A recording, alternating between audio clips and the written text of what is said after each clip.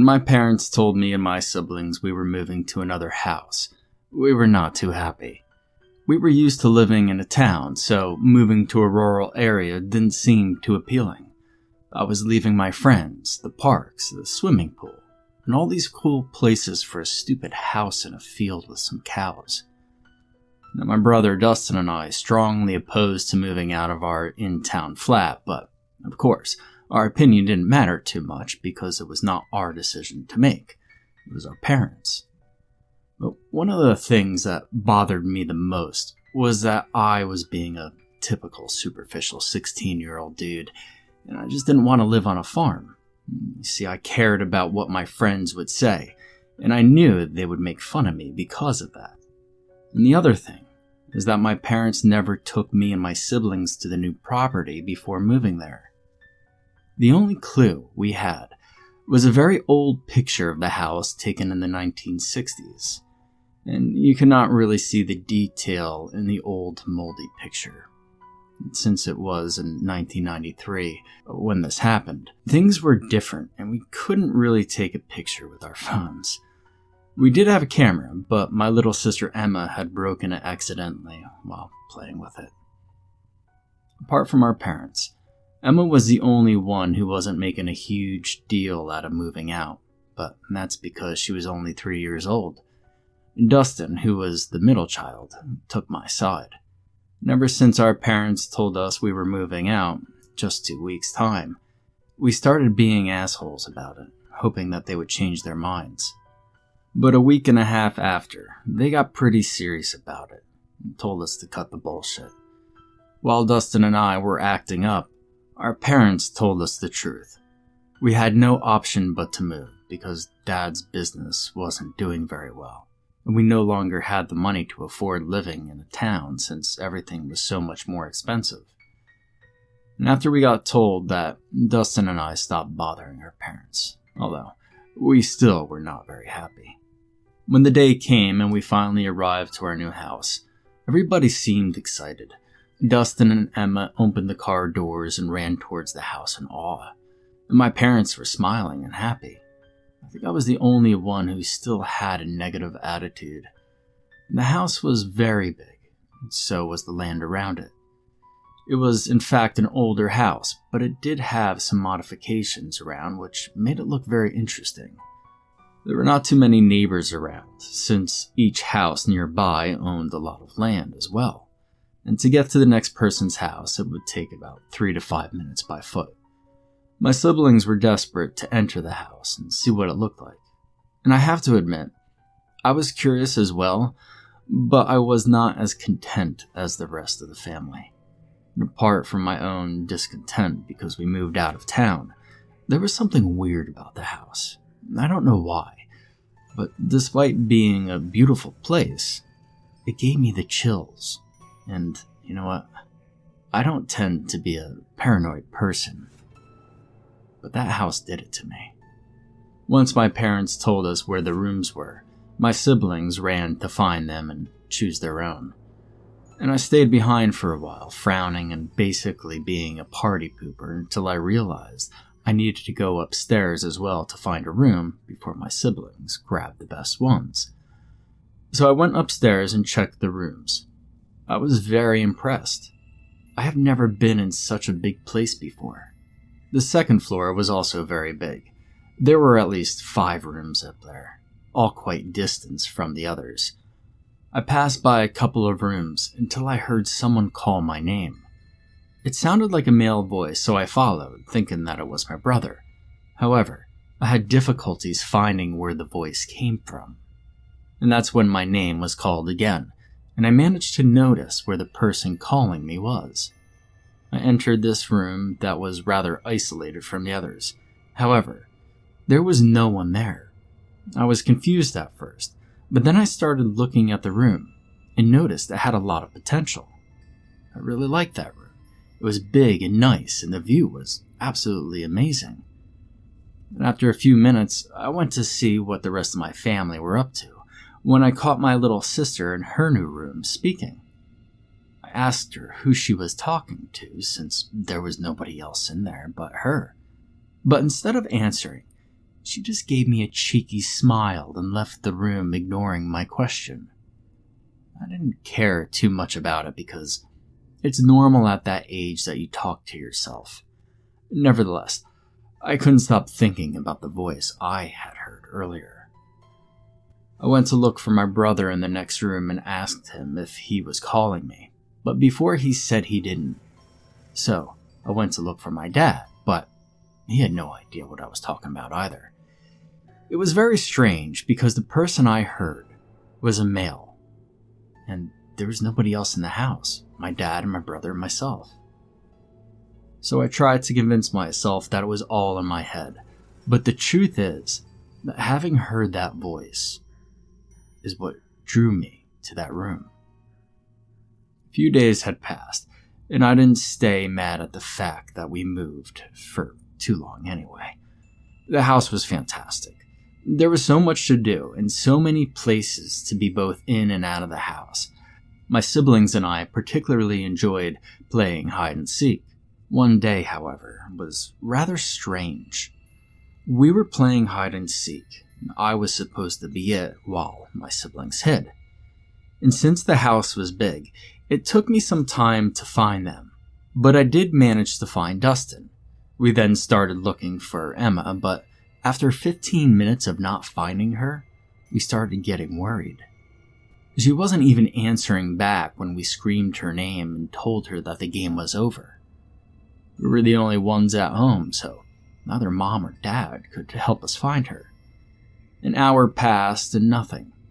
And in a weird turn of events, I looked through my room's window and saw someone standing outside our house. However, this was not the most disturbing thing. The most disturbing thing is that he looked just like me. I immediately ran towards the main door while screaming to my little brother to stay inside, for there was a stranger outside. And by the time I opened the main door, I no longer saw him. But then, almost immediately, I heard a voice calling. It was the same voice I had heard a few days ago when we first moved in. I looked back following the voice, and there he was. I screamed at him, and he ran towards the shed and opened it. I, of course, followed him, but when I entered, I had a huge surprise. I found Emma hiding in there. "Emma, what are you doing in here? Are you okay?" "Yes," she answered. "Where is he? Where did he go?" I asked her. "Who?" she replied. "The man who just entered," I told her. "I haven't seen anyone enter the shed. It's just me and nobody," she said as she looked away. "Who, Emma? It's just you and who? You gotta tell me, who were you with?" "I was here with my friend," she happily answered. "Well, which friend?" "My new friend, Elizabeth. She was the one who told me to hide here because I would be harder to find, and she was right." "Well, where is this Elizabeth?" I asked her, absolutely confused at this point. "She left. She doesn't like people seeing her. In all honesty, she doesn't like any of you. Only me," Emma claimed. I assumed she was just playing around making up some sort of imaginary friend, but when I asked Emma where does Elizabeth live, her answer freaked me out. She answered Elizabeth lives at home with us. I immediately got spooked and checked around, but couldn't see anything. No Elizabeth, and not the man who looked like me. I started sweating and getting nervous, and normally I would just think that Emma is playing around, but the fact is, I also saw somebody. So what if she was telling the truth? I took Emma home and asked her more questions about her friend, Elizabeth. She looked very afraid and didn't want to answer, so Dustin and I had to push her a little by saying, "We will tell our parents she was talking to strangers." This actually worked because she told us everything. She said she met Elizabeth the first day we moved in the house. In fact, Elizabeth was the one who helped her to find her room, and was the person she was talking to before I entered the room. Emma said she can often see Elizabeth when there's nobody around, and they often play dolls together and talk. We asked Emma whether she could introduce us to Elizabeth, but Emma said Elizabeth is only interested in her. She also told us Elizabeth is an adult, which is very rare because Emma never had a grown-up imaginary friend. We asked Emma if, apart from Elizabeth, if she had seen any other people, maybe a guy. She said she hasn't seen him, but Elizabeth did warn her to stay away from a man called Timothy. When I heard that, I immediately figured out that must be the same man I saw today, and couldn't help but thinking if I've seen him for real. And then Emma was most likely not lying about Elizabeth. But who were they? Later that night, we told our parents what had happened. We also made Emma tell them about her friend, but they didn't believe us. I was so upset. It's normal that they didn't believe Emma since kids often imagine things, but how couldn't they believe me? I was 16 years old at that time. Why would I be making that up? And our parents simply said that the guy I saw was probably a neighbor who was trying to play with us. And I kept repeating to them that the man looked just like me. Like an older version of me, perhaps in his late 20s. But that just made them laugh. They really thought we were saying all that just so that we would move back to our own town, but honestly, that wasn't the case. My siblings and I were totally disappointed my parents didn't believe us, but definitely Emma looked more disturbed than the rest of us. Before going to bed that night, she told me she was afraid because Elizabeth had told her their friendship needed to remain a secret. I tried to calm her down by telling her it was okay and that Elizabeth would understand. Sadly, this didn't calm her down.